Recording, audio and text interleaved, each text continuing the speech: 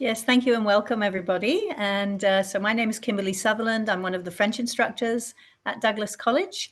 And I think before we get started, I'm going to invite my colleague Fanny Boulesté, also a French instructor at Douglas College, to do the land acknowledgement for us. Sure. Thank you, Kimberly. The Douglas College respectfully acknowledges that our campuses are located on the unceded traditional and ancestral lands of the Coast Salish people, including the territory of the Patsy, Kwantlen, Woodquetland, Musqueam, Quetquet, Squamish, Sawasen, and Tsleil-Waututh people. I would also like to acknowledge that you are joining us today from many places, near and far, since we are in a virtual meeting, and acknowledge the traditional owners and caretakers of those lands.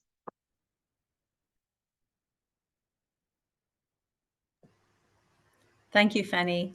And I think now that Keith is going to perhaps introduce himself or Jenny and the role of the Career Center and Business Development Department in this event.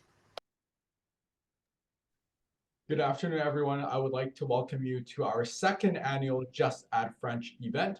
We are very excited to have all of you here with us today. We have a wonderful panel with us today, which will give you more information about how French will enhance your career options as you proceed.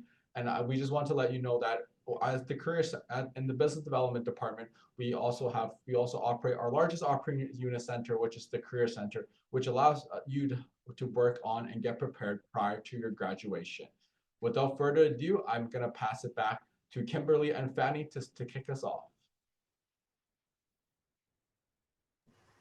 Okay, so there may be a few housekeeping items that we want to go through before we actually get into the main item of the meeting. Jenny, is there anything you want to say in terms of housekeeping, or are we good just looking at the slide and that's enough instruction? Thanks, Kimberly. Yeah, so just for some housekeeping items, I do want to let you know that we are recording this session. So if you feel you're not comfortable, please email me separately. But for other housekeeping items, please turn on your camera, mute yourself. We would love to see you. If you can please rename yourself. This is so that I can do the attendance. If you need any help with the technology, please message me privately. And then if you have any questions, please put that in the Q&A section and we will answer them at the last 10 minutes of the presentation.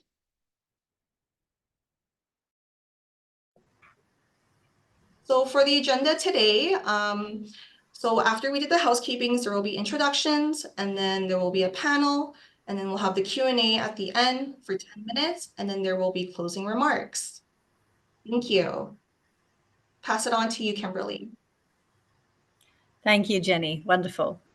So bonjour et bienvenue. Hello and welcome to everybody. My colleague Fanny and I are delighted that we're able to do this event again for the second time with the Career Center.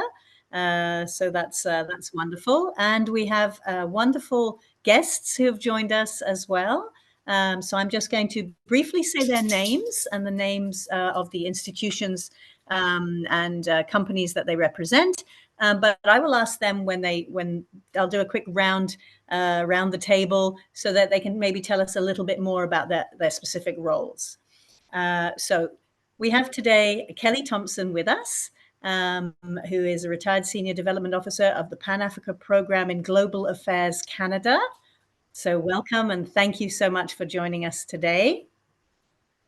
We have Jacqueline Ellison-Wixon as well, who's the National Director of Talent Acquisition for Hub International in Canada. Thank you, Jacqueline, for coming back for the second time and speaking to us. We really enjoyed having you last time and very excited that you agreed to come back. We have Melissa Breton, I'll say it the French way, who is HR advisor with us at Douglas College and formerly HR manager, human resources manager at the Conseil scolaire francophone de la Colombie-Britannique. Okay, and Melissa, I'm sure you'll be able to tell us about your current and your former roles shortly. We have Parisa Paxat, who is Human Resources Advisor for the Vancouver Regional Office of the Public Service Commission of Canada, so part of the government of Canada. Thank you, Parisa, for being with us. We're delighted to have you. And we have Vincent Catherine, who is from the Société de Développement Économique de la Colombie-Britannique, the SDECB. And Vincent, I invite you to tell us when you introduce yourself a little bit more about your role and what the SDECB does. So thank you to all of you. We're delighted that you have taken the time from your day to join us. So perhaps we'll just go around the room in the order that I introduce people, and you just tell us what you actually do apart from your job title. So if we could start with Kelly. Good afternoon, everybody. It's nice to see so many interested faces. I actually sat down reviewing my career trajectory, which is over 40 years. So starting as administering a summer camp for children and ending up as a diplomat overseas with Global Affairs Canada. So I've spanned a lot of different jobs, but what I realized is every single one of those jobs required French.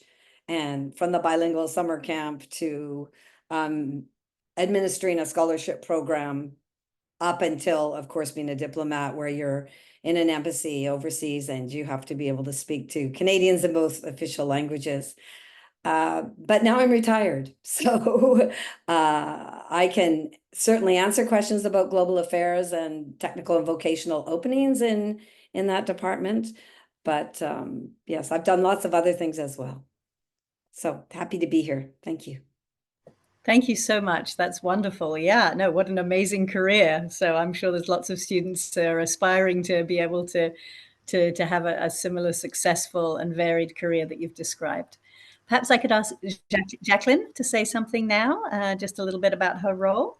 Absolutely. Hi, everybody. So welcome. I'm very delighted to be back. My name is very complicated. It's very French. It's Jacqueline. A lot of people don't spell it right, so I go by Jackie as well. So don't worry. I answered in multiple different variations. But this is my second time joining this panel. So like I said, really excited to be here. I'm the National Director of Talent Acquisition for Hub International. And Hub International is an insurance brokerage organization. So we do insurance brokering across Canada, and we have a national presence. So we have a large bilingual team that supports all throughout Canada, and we hire a lot of different roles where French is a great asset or a requirement. So here to chat a little bit more about how you can have these opportunities in different types of organizations, where you could maybe fluent or very a beginner in your journey with French as well. So there's sort of something for everyone. So thank you. Thank you, Jacqueline. Get it right this time. Okay, thank you so much. And Melissa, if I could ask you now just to tell us about your current and perhaps also about the CSF, your former role as well. Mm-hmm. So I was born and raised in Quebec, so French is my first language. I moved here 20 years ago, and I started working for the Francophone School District, which is called Conseil Scolaire Francophone. I was an HR manager there for over 17 years and just moved year and a half ago here at Douglas. The whole time I was working at the Francophone School District or the Conseil Scolaire Francophone, everything was done in French. It's an institution where students are taught in French. Everything is taught in French except from the English course that they have. The Conseil Scolaire Francophone is it's the biggest employer in the West Coast. So there's over 1,300 employees, mainly teachers, but there's also admin support, student support, IT. There's a lot of different positions that requires to speak fully French. And for many, many years, French was the language that I use on an everyday basis at my work. Right now at Douglas, it is not a requirement. I don't use it as much, but I still enjoy having some chat with my colleagues that are able to speak French, certainly. Wonderful. Thank you very much. And yeah, and Fanny and I are very interested in expanding the number of those colleagues so that you'll have more people to speak to, of course. And we do have employees as well from the college taking our courses sometimes when they can manage to negotiate classes as well as a full-time workload. Okay, thank you very much. And I would now like to ask Parisa to share with us. Hello, bonjour. My name is Parisa. Je suis conseillère en ressources humaines avec la Commission de la fonction publique. So we are one of the central agencies of the federal government. As the biggest employer of the country, like whatever your center of interest would be, or like whatever your studies background or passion would be, we have something to offer. We have for like government jobs, you can go to GC Jobs ou Emploi GC, create your account and start to apply for different jobs which are available throughout the whole country in Canada and even abroad. It depends on the department. We have also students program, and now student programs are recruitment programs are one of our topest priorities. So if you go to Federal Work Experience program for students, you can find like the instructions how you can create your application, and from there are like some like eligibility criteria, but once you create your application, which is like the work of our agency and department, each time a hiring managers within the government of Canada submits like a position and the criteria in the system, randomly the students who match this criteria will be referred to them, and from there the department will contact or like start the assessment and contact the students who meet like and who are a good fit for that job, who meet the requirements. My background is that I started my career as a French instructor. I have a Master 2 on didactique française. So I studied French language and literature as my bachelor's and French education, like teaching as my master's. And I was doing it for about like 12 years. And I was also like teaching French to federal government employees. And then I left to have my daughter. I was on mat leave, but when I wanted to return, because like I had like students in different departments and I kept contact with them, they were like encouraging me to apply for government jobs, to be an employee, saying that, oh, you're a mom now, you need like work-life balance. Why don't you apply for the government jobs? So French absolutely played a huge role in my life. So many years, like since I started like to speak French and work in French. And you know, we are in West Coast, there are like different kind of possibilities. We have English essential, French essential, but mostly like lots of bilingual positions available. And if you want to have a good career and you want to like develop your career, having like being able to speak French as one of the official languages of Canada, that like c'est un grand atout. Ça vous donne beaucoup d'opportunités, beaucoup de chance. Merci. Yes, thank you very much. Yeah, as you say, a great asset, gives you open lots of opportunities for you. Thank you so much. And Vincent, maybe you can tell us a little bit about your role and what the SDECB really does.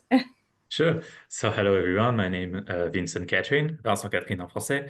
I work for the SDECB, as Kimberly said, which is a Société de Développement Économique de Colombie-Britannique, or in English, the Economic and Development Society of British Columbia. We are a non-profit organization that provides support to Francophone, either immigrants or locals here in British Columbia in different ways. We do have a department for entrepreneurship. So if by any chance you're looking maybe one day to create your own business, we do provide support for you. We have people who are really, we have the knowledge to provide you this kind of support. We also have an employability and immigration department, as I'm working at right now, which provides support to Francophones who are either looking for a job, looking to integrate the labor market, to have information about it, maybe information regarding some immigration processes, as we are not immigration consultant, obviously, but we still have some knowledge about it. And also we are working closely with employers in the province to help them maybe find the perfect fits, the perfect candidates that will work with and collaborate with them. And apart from that, we do have another department, let's say community department, that provide resources and support to other Francophone services, Francophone nonprofit organization here in British Columbia. And my specific role as an employment transition specialist is basically to provide support, one-to-one support to other Francophones who are contacting me and who usually, regarding my position, are looking to come to British Columbia. So they are usually abroad. So thank you. Okay, thank you very much. That's wonderful. Okay, so you've said some of the things that you might want to cover in your introductions. Thank you very much. You've said some of the things you know, that we might cover in our first question. But is there anything that any of you would like to add about your background in French? So we've heard about Parisa and Melissa. We've heard a little bit about Vincent and Jacqueline and Kelly. Do you want to tell us maybe the types of studies that you did in French or didn't do, as the case may be, just so that students can really just get an idea of what sort of things they might be doing? It could be an official exam, it could be a type of study, a particular program, or not. So I'll go first because I think it's I'm probably the outlier, but I'm not bilingual, and I think that's one of the things that I really feel has been a disadvantage. So I think if anything, I'm here to advocate around why this is so important. And as a national director for talent, I'm noticing a lot more job requirements where people are looking for this as an asset or a new skill that maybe wasn't as prominent a few years ago. So myself, I'm learning, I'm sort of in your shoes, but I can tell you from a business perspective and an organization that is really looking at skill-based hiring, having that second language will just make you very market competitive. And again, whether you're beginner or you're more intermediate or advanced, whatever you are in your journey, it's still an asset. So I think even if it's conversational, you're going to work with lots of different people that speak French or have different meetings. And if you can communicate in that preferred language, it's just a great asset. But for me, it's something that I'm also continuing to work on for myself because I know how much of an asset it is. So thank you. Wonderful. Thank you so much, Jacqueline. Does anyone else want to say anything about that? Kelly? Sure, I can talk. So I went to a fairly traditional course. I went up to grade 12 in French, and then I took French in university. I took advantage of the cours d'été that Catherine referred to. So the six-week program sponsored by the government, where you go and in my case, I was in a homestay, so I was located in a Francophone home and then went to Laval University for classes. And then I subsequently did something called a junior year abroad. So I spent 2 semesters at Laval University, and I would really encourage anybody who wants to get their French up to a comfortable conversational level to be immersed in the language and forced to speak with native speakers. And just to make sure I consolidated my French, I married a Quebecois. So I actually still speak French at home most of the time. And of course, I have bilingual children, so that's a real asset.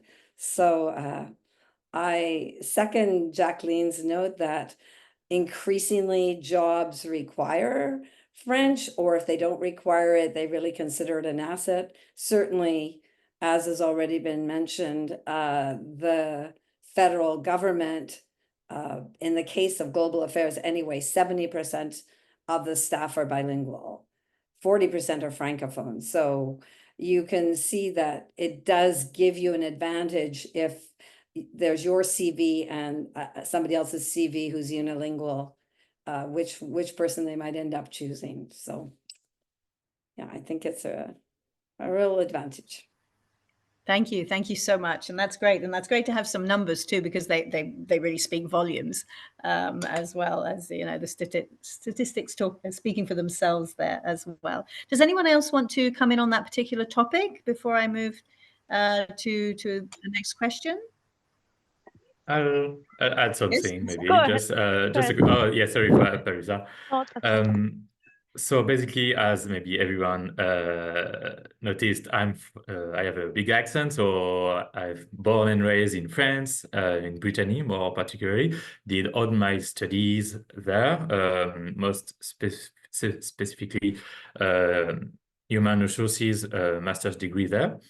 And then, in the opposite of a lot of people here, I arrived in Canada back in 2021, started with Quebec as it was such easier for me, obviously, to start my journey. But then I decided to move to British Columbia to improve my English, to be immersed, as we talk about, right? And even though I'm not completely fluent or bilingual today, I do believe that it really helps myself, as Kimberly said, or Kelly, like being in an Anglophone world environment for me was a big chance. And I can just add on is that I had the opportunity to join a Francophone organization, nonprofit. So even though we are talking a lot in French with my colleagues, we still do business. We still have contacts with Anglophone English speakers, employers or partners on a day-to-day basis. So it's a big chance for me. Yeah. Wonderful. Thank you so much. So yeah, we've had an idea from Kelly about, the percentages of people that are bilingual or Francophone in global affairs. And I just wondered if the rest of you, and perhaps Parisa, if you want to come back on the last question and then give us an answer to this one, if you could tell us approximately how many French speakers, Francophones, you think there are currently in your organization. So I just wanted to add to the last question is that people sometimes think that in order to be able to apply for a bilingual position, they should be fluent in French. No, this is not the case. Even if your level is intermediate, when you apply and you're hired, we have French programs, we have French courses offered to our employees, even for people who are in English essential positions. If they're interested to develop their careers in bilingual positions, they can receive French courses. And this is a way so you can retain your level and you can improve it. That's for that.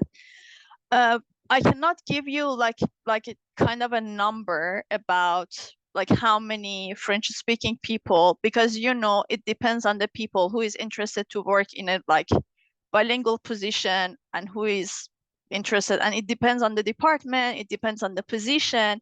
For my organization, because as I said, we are a central agency, we report directly to the parliament. My workplace, my organization, even though I'm in a regional office, it's very bilingual. The number of colleagues, it's very little who can just speak English. Most of the people there are bilingual, and yeah, it really facilitates our conversations and our collaboration, mostly with our colleagues in East Canada, because as you know, there are most of the headquarters, they are in Ottawa and Gatineau, so we can retain and we can collaborate better, even when we are, for example, working with other departments, which are also our clients.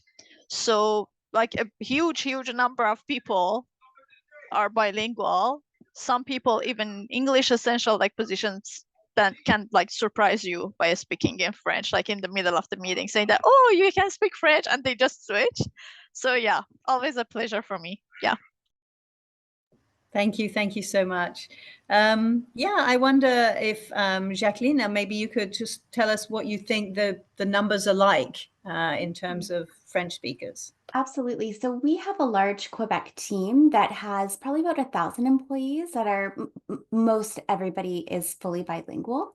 But we also have national roles as well as what we call our HCC. So it's essentially our hub contact center, and they're increasing the number of French-speaking individuals on the teams now. So it's still about 2% of their employees that do speak French, but it's becoming increasingly more popular, especially in British Columbia, to actually look for bilingual staff because it is a contact center. Those are fully remote roles. It's an excellent opportunity for work-life balance, and be able to work from home and be able to get into the insurance brokerage world and become licensed. We help fully license you. But we have an increased amount of customers who, look to speak to somebody in French. So it is difficult for us to find people in the eastern parts to work some of the hours that work really, really well in BC because of the 2-hour time difference or 3-hour time difference. So I'm in Calgary, hence the 2-hour time difference. But we are constantly looking for bilingual staff out in British Columbia. So I'd say we're growing in spades in terms of our employees that are bilingual. Of course, we've got that population in Quebec, but again, we can hire national roles all over the country that have a French component, and more than ever because of the 96 and some of the other things that we are doing to make sure that we're, translating things in French, delivering the same content and things all over our organization. There's even different projects you can work on where maybe your essential job is not bilingual, but you could be on a project where you help with some translation, or maybe you help partner. We're constantly looking for those, what we call experimental opportunities for our staff to partner with other groups across the organization. So I think, again, it's just becoming an increasing need and more opportunities where, again, we would look at applicants that have exactly what Parisa mentioned, maybe not fully fluent, but having some conversational French. Again, doesn't matter what level you are, it is becoming something that we would absolutely look as an asset in the interview. So just for any of you, if you are putting together your resume and you're starting to apply, don't leave that off. Make sure that it's there as a keyword or stands out in a way that showcases to the person reviewing it that you may be able to speak French. Thank I you can so add a much. little bit on. Yes, sorry. please. Yes, I worked at Francophone School District for so many years, and obviously there, because it's a school district and French is the first language, it was mandatory to be fluent in French for all position. But in my day-to-day, I'm just going to tell you a little experience. I called Port Langley last week, and they were offering the option to talk to somebody who spoke French and English, and I chose French. And I was very delighted that even a place like that would offer, a service in French, because wherever I can speak French, I will take the option of speaking French. And so it's not just, there's so many opportunities where people have the chance to have a portion of their job done in another language. And especially we were talking about French, but there's so many opportunities out there that will help you if you speak a little bit of French or intermediate or advanced, that will help you get the job just because you differentiate yourself from somebody that does not do that. Wonderful. Thank you so much. Yeah, so I think some of the content of the next questions that I sent you, we've actually started to cover already. So forgive me if I'm not going to strictly stick to the question list, because we're covering lots of stuff. But I don't know if anyone has this figure available, and if you don't, we'll just move along. But would you be able to estimate how many opportunities for people with French skills come up either on a monthly basis or maybe on a yearly basis in your organization? You may not have those figures. It could be a ballpark figure, but does anyone have any figures that they could? I could maybe provide some figures. So as I'm not gonna just talk about my organization, as we are really small, like we're just 20 people. So all of us are like fully bilingual. But as you can maybe see behind me, we are part of this big building called Maison de la Francophonie. So we're quite a lot of organization, and not all the Francophone organizations are here. But let's say within this community, this environment, the Francophone world here in Vancouver, in the non-profits, I would say on a monthly basis, there are usually at least maybe 5 to 10 opportunities regarding all the organization. And I'm not including, let's say we were talking about the Conseil Scolaire Francophone, they are always looking for obviously teachers and or let's say early childhood educators. It's quite, of course, it will be a bigger figure, but regarding administrative positions, managerial positions, that kind of opportunities, I would say honestly, maybe more than 10 opportunities per month, as it's a small world, right? So people, they are making, not all of them are making a career here. So they start doing a few years and then they leave because they want to maybe improve their English. So to integrate a fully Anglophone environment. So yeah, I'd say there are opportunities, definitely. And your French doesn't matter your level of it, of understanding or comprehension, it will be useful, definitely. Wonderful, thank you. Can I go Does anyone next? else want to add anything there? Sure, of course. So the link that I sent you for GC Jobs or Emploi GC, where you can go and navigate the job opportunities within the government. So at the left side, you can like filter your research for the language requirements as bilingual. For today, for the jobs open to the public is 268. So apply, please. Yeah, thank you. I'll go next. With our HCC positions, we probably have, they hire what's called classes. So essentially what the class will be of is, it could be anywhere from 15 to 20 people.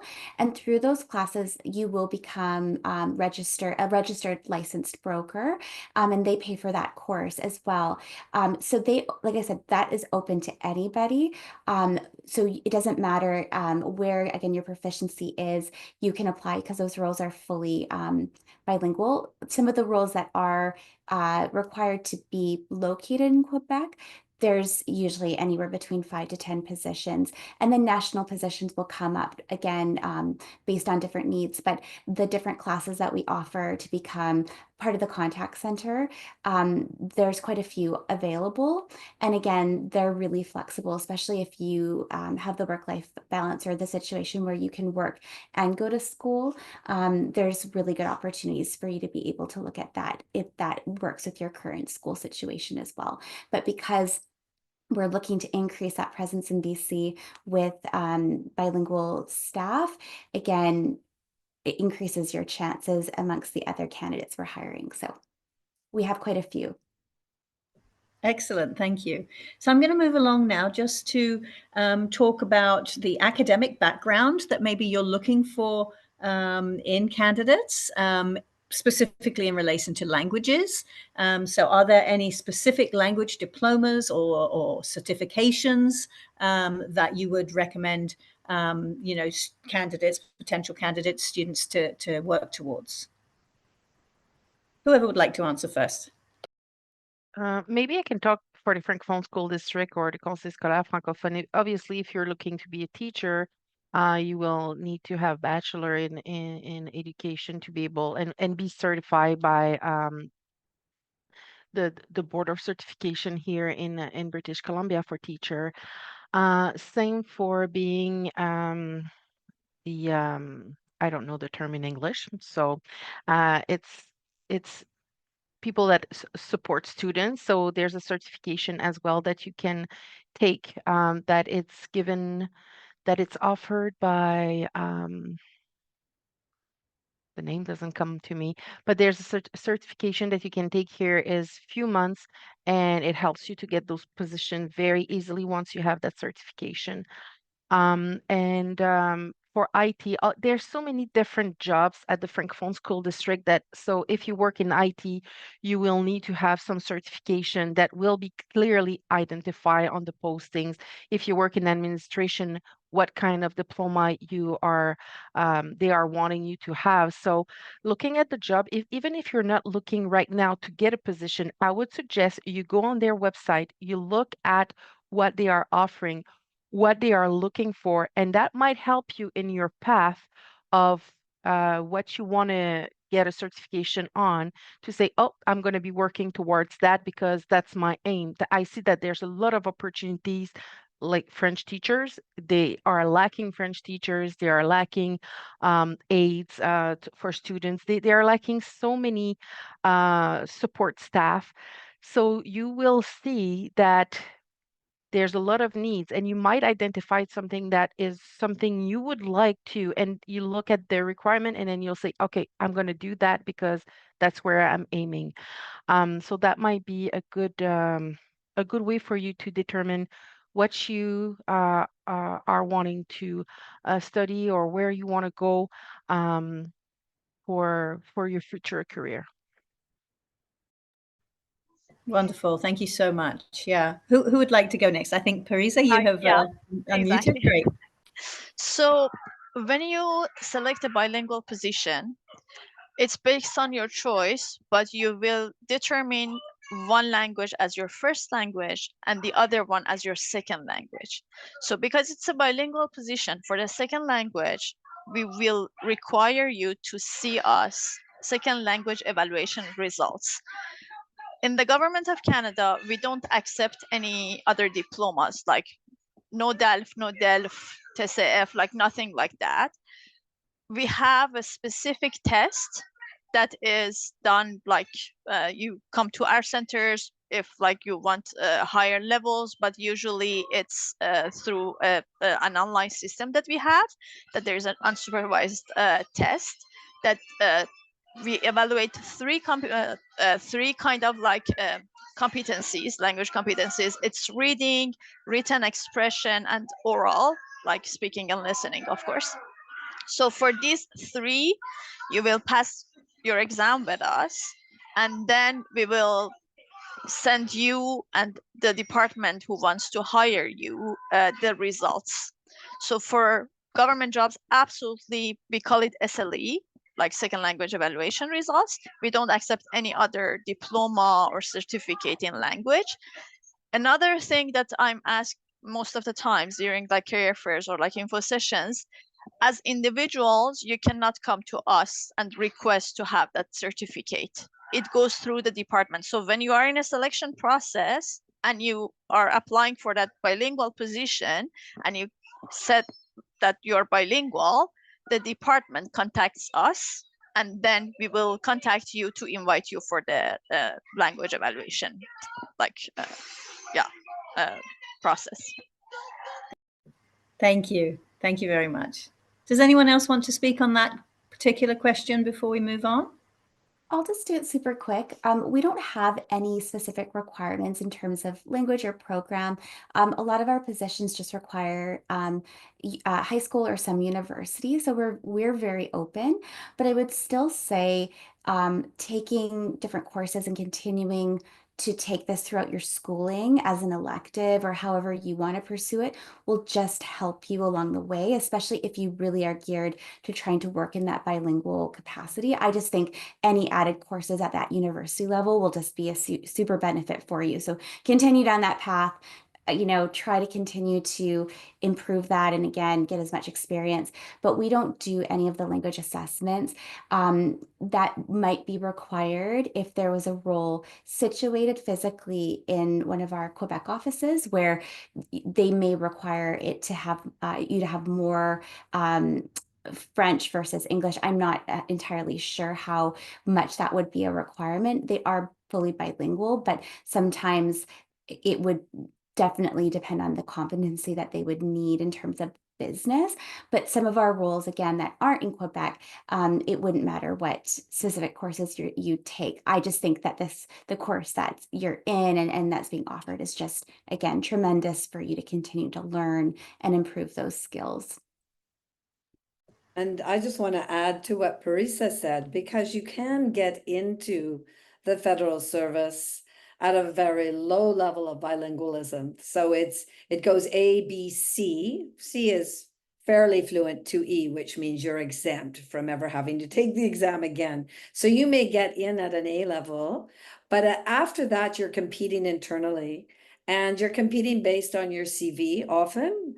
So I think it does help if you list training in French. You know, the fact that I have a BA in French literature, obviously they're going to, you know, a lot of people might say they're bilingual, but that's kind of on a sliding scale. So if they see that added education in your CV, that might get you an interview over somebody else. And I guess the other thing to add, Teresa referred to it earlier, is once you're in the federal civil service, you can take courses in actually, you know, be take out of your job and work for 3 or 4 months to go up to the next level of bilingualism, which will open more doors. So it's not kind of an open shut case, it's fluid over or a continuum. Thank you so much. Yeah, I do actually currently have a student who is, it works for the government, and he is taking courses through the company, but he's also taking courses with us at Douglas. So that's quite interesting. He's ambitious and he wants to get his French up to speed as quickly as he can. And he's doing a great job. So a lot of juggling, but he's doing a great job. So we've touched on the importance of maybe, you know, seizing these experiences that are not just in your studies, but maybe in addition to studies as well. So getting some of the life experience.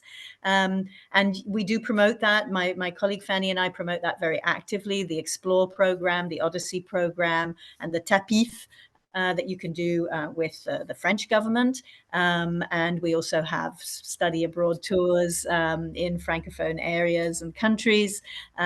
So yeah, and so I would just like to ask all of you, what value do you think your company or institution, organization puts on those lived experiences in Francophone areas?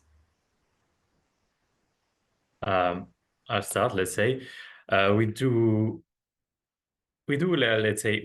love, honestly, having candidates or having clients who have this kind of experience, either, let's say, in a Francophone environment, either a nonprofit here, maybe in Canada or elsewhere in the world, or coming from a Francophone country, France, Belgium, Switzerland, Vietnam, or whatever.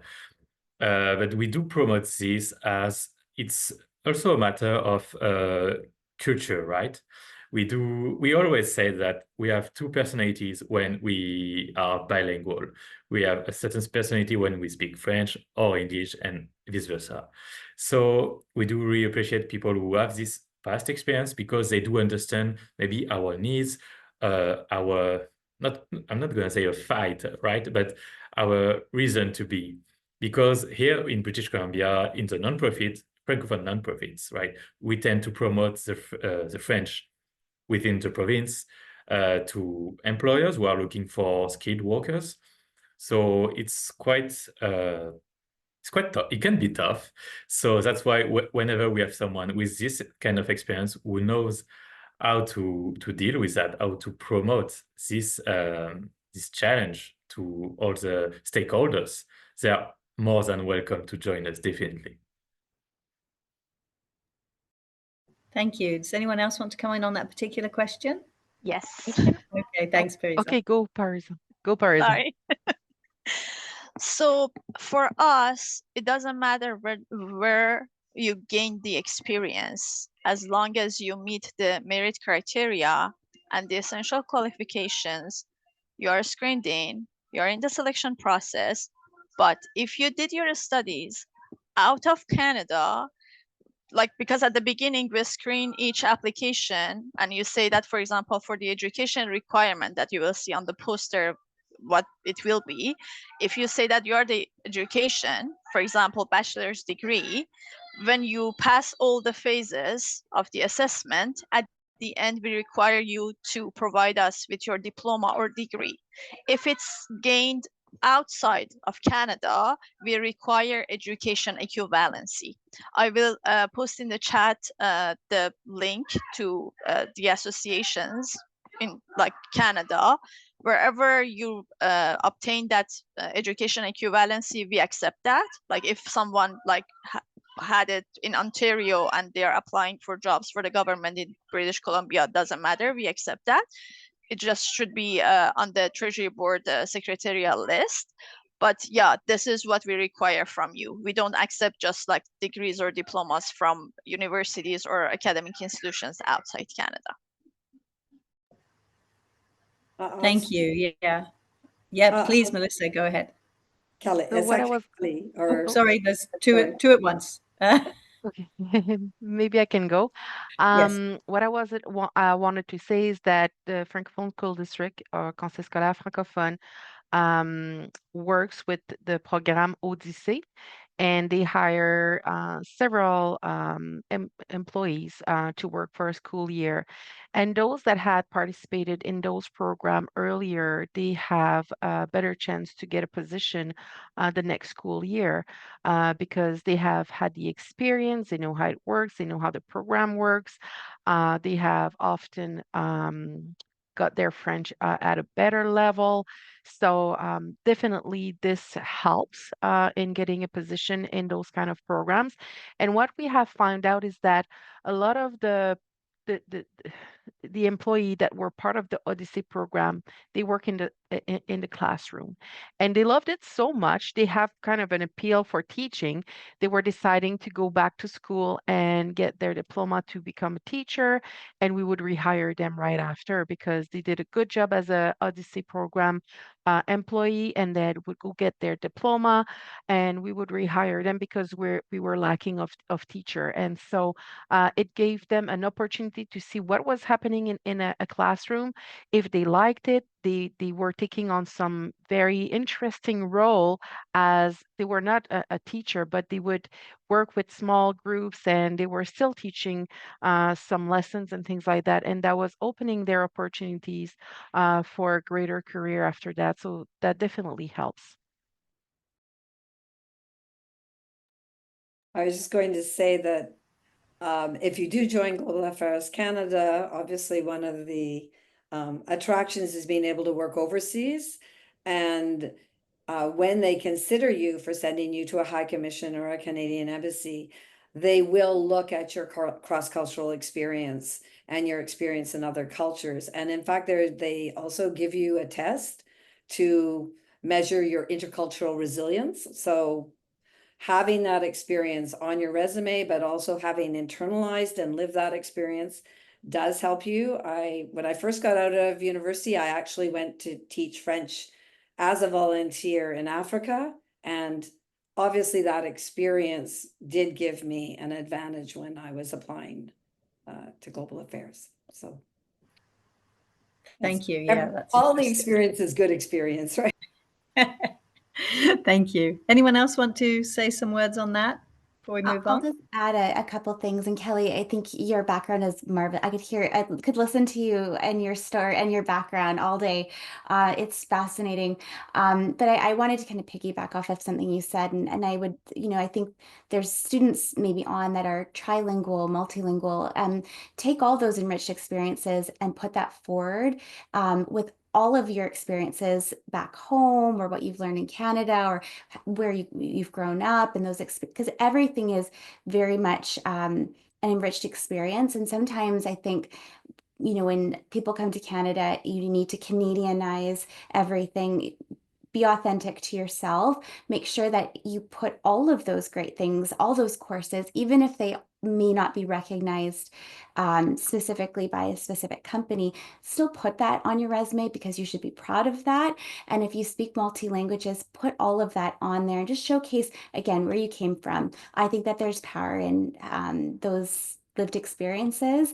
So don't try to minimize that because you want it to project a certain way based on some of the things you might have been told. I, as a recruiter doing this for 18 years, have always looked at that past experience and really where that candidates come from, their journey. And a lot more employers are really looking at that as, such a great asset. So just be proud of all those enriched experiences. Doesn't have to be just specific to French, where you come from. I think it's just being your authentic self, putting that forward is important. So I wanted to mention that also. Thank you. That's wonderful. That's very encouraging, and you're absolutely right. Of course, that, yeah. I just want to. So we're talking about opportunities, and I wondered if are there actual specific incentives in any of your companies? So, in terms of career, I mean, I believe I know that there are, but maybe you can talk to any specific incentives or opportunities for upgrading French language. We've heard a little bit about it, but how does it work? And, if you have any figures, any stats that you can, statistics that you can share, that would be great.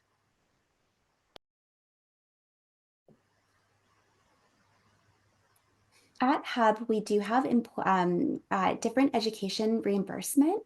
So we do, if that is essential to a position and it's something that you feel would add to your current role, we're really flexible. So if it would be additional course or an opportunity, or again, there's lots of different certifications that we offer. Again, Hub is very supportive of different licensing, educational requirements, even going to like maybe like a conference.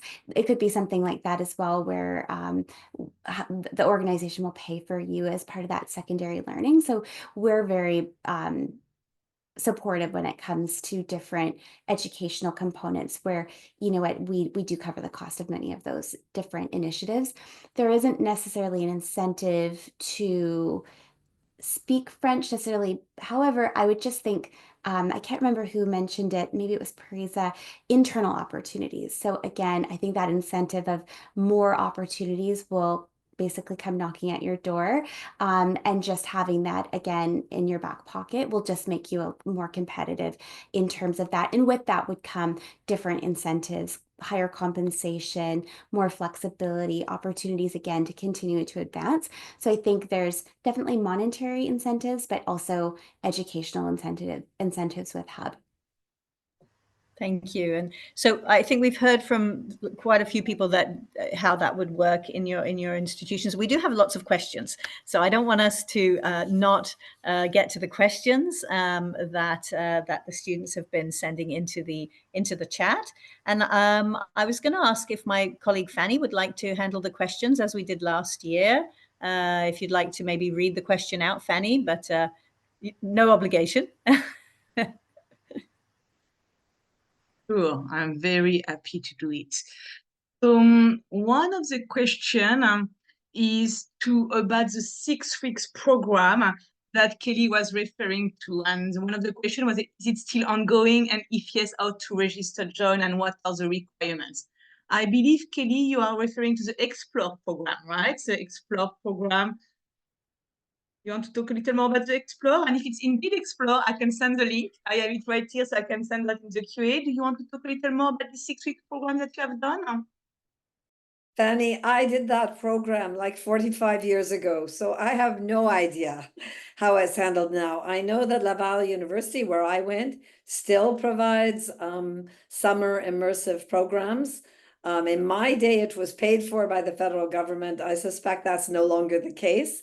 But I do know also at Chicoutimi, they have an intensive course. And so similar courses to what I did still exist. I just don't know the details. So perhaps it's now called Explore. So yeah, I can talk a little about Explore. So Explore is now 5 weeks, and it's an intensive language immersion program, which is subsidized by the Canadian government. And that means that only Canadian students and permanent resident students are eligible to this program. And what is amazing in this program is that a part of the costs are covered by the government of Canada. So very often we cover the tuition, the instructional materials, the meals, the lodging. As you can see, they can be either in a family or in a campus. And basically students have to pay their trip and their little pocket money for meals and things like that they will have to pay right here in BC, even if they were not traveling. So I'm going to, in the QA, I'm going to put, or in the chat actually, I'm going to put the link of the Explore program for those students of us who are interested. And we do recommend as French instructor to have a little background in French so that you can make the best of this experience. If you go to just learn the basic French, it's a little missed opportunity. If you have a little basic level already to be able to have interaction with people in Quebec and in New Brunswick, you are going to make most of this exchange. That is one of the questions. Let me look at another question. There is a couple of students who are asking about place or opportunities to practice conversational French. And they are specifically asking the panel if they are aware of opportunity to practice conversational French. So maybe first the panel, and then maybe Kimberly and I can bring our French instructor point of view to this question. Maybe I could start answer, give a little bit. So I'm pretty sure first Douglas College is amazing for that, definitely. But is there places to practice your French? I would say I do not know a certain place, but you have the Collège Éducation who might have some resources for you to practice your French. And as we are in Canada, we're talking a lot about networking and stuff. Basically, there are a few groups on Facebook called, let's say, Les Français à Vancouver or Les Croutards. Both of those groups are quite big enough for you to maybe just ask, send a message to people like, oh, hello, I'm still learning French and I'm willing to practice my French with someone who might be interested maybe in practice English in exchange. And I'm pretty sure you'll find people to go out with, to practice your French.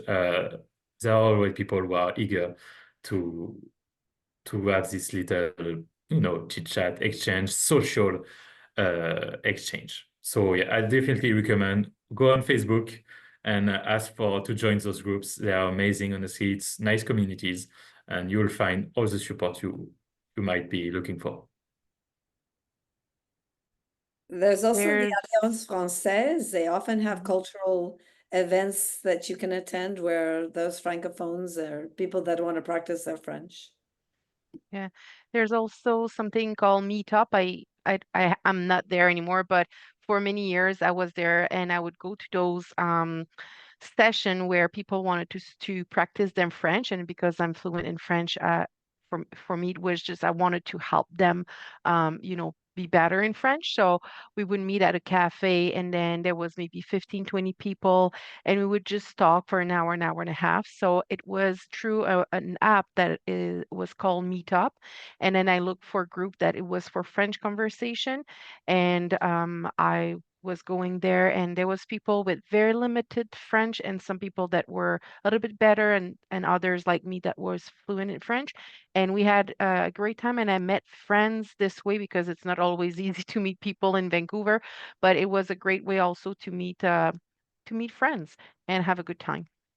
Yeah, Meetup is amazing. I have done a number of Meetup in French language, which are great. And I also love that it's in a public space. It's in a coffee shop, it's somewhere like that, so you feel super safe in terms of environment. And it's a great way to meet speakers from a beginner level to very advanced level. I have met a number of French-speaking Canadians, for example, over there. So that's a great way to get to practice your conversational French.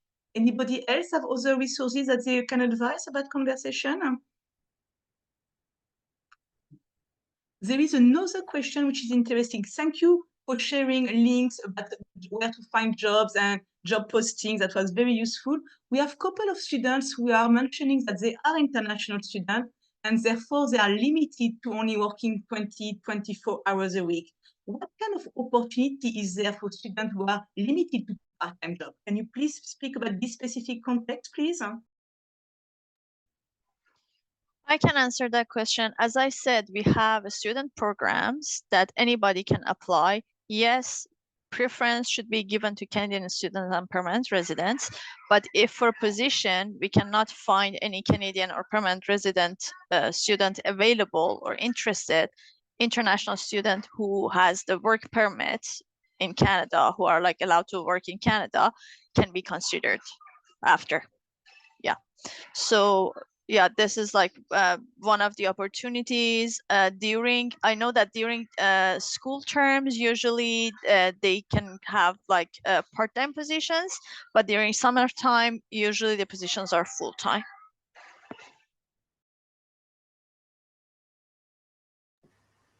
I was also going to mention we have something at Hub called HIP. It's our Hub International Internship Program. So we open up our internship positions in January, and it's a 17-week internship for the summer.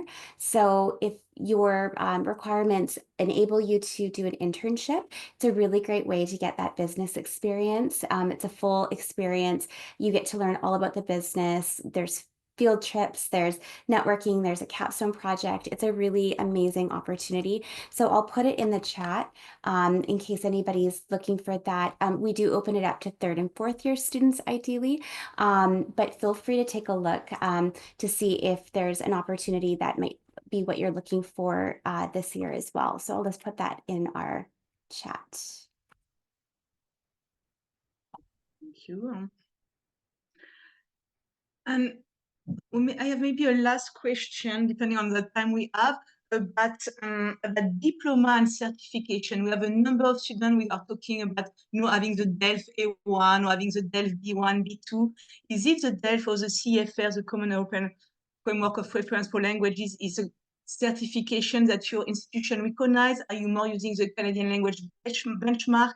What kind of French level certification do you organization recognize? And maybe there is many of them. Can you maybe speak a little more about that? We can talk for the Francophone School District. We are not looking at any of that. The Francophone School District have their own tests. So when you are called in for an interview, you will pass the test before. You usually have an hour to pass the test, and according to the result, you'll go to an interview or not.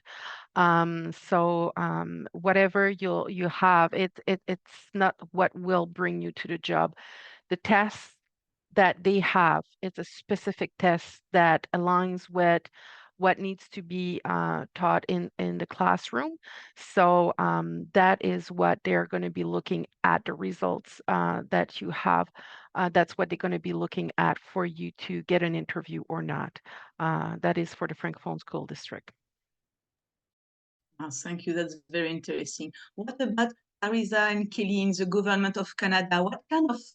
How do you certify the language of applicants? Do you recognize their previous diploma, such as a DELF, or do you prefer to test directly? As I mentioned before, we don't consider any other diploma or certificate for language. Only Public Service Commission of Canada's tests for second language evaluation will be accepted.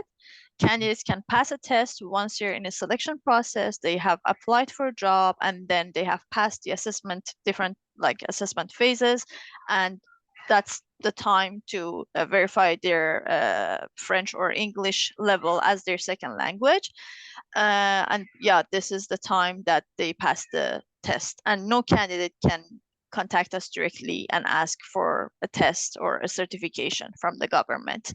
Usually the level required, it's based on the level, like in the position, but usually the levels required are B and C, which is like intermediate and advanced. We have A, B, C, and E. E is exempt, but like E, it's not required really, just like for some positions like translation for public service procurement that have the Office of Translation, but like usually it's B and C. So when you look at the posters, you see, for example, BBB, that for the 3 competencies that I mentioned: written, expression, reading comprehension, and oral. Reading comprehension, written expression, and oral. So usually it's like BBB, CBC, like this is like the levels that are required to be able to accomplish the tasks of the job or the position. Okay, thank you so much, everyone. I'm sorry, you might have more to say, but unfortunately we are coming to the end, and we've given us already a lot of your time, and we're really very, very grateful for that time. Well, I think the students have had a wonderful opportunity in this panel discussion. You've mentioned so many amazing opportunities and given some advice, talked about your backgrounds. So thank you for doing that. Thank you very much. And yeah, we're extremely grateful. Students, if you did have a question in the chat that doesn't get answered, you know, we are going to look at we're going to keep a record of the chat, and Fanny and I will do our best to reply to anything that we can. But I noticed that a lot of the panelists have also put their contact details into the chat as well, which is really kind, and it's looking as though they'd be happy to follow up with any questions that you might have after the event. So please do have a look in the chat and in the Q&A just to see if there's any new information or any contact details that you can use. So I'm going to formally bring our panel to a close with a really very, very warm thank you to all of you, and thank you to the students for attending. Thank you to the panelists for giving up your time and talking to us about your experiences, and to my colleagues, obviously, in the Career Center as well, and to Fanny. We're just very grateful to have shared this moment, and that you've allowed us to record it as well for the students who couldn't make it to be with us here today. Some of you have requested like some follow-up to this, and so the Career Center and Modern Languages will be looking into how we can provide that follow-up for the panelists as well. So thank you, everyone, and I hope you've enjoyed this experience as much as I have. Merci, Au revoir bonne journée. et à bientôt. Merci Au beaucoup. revoir. Merci beaucoup.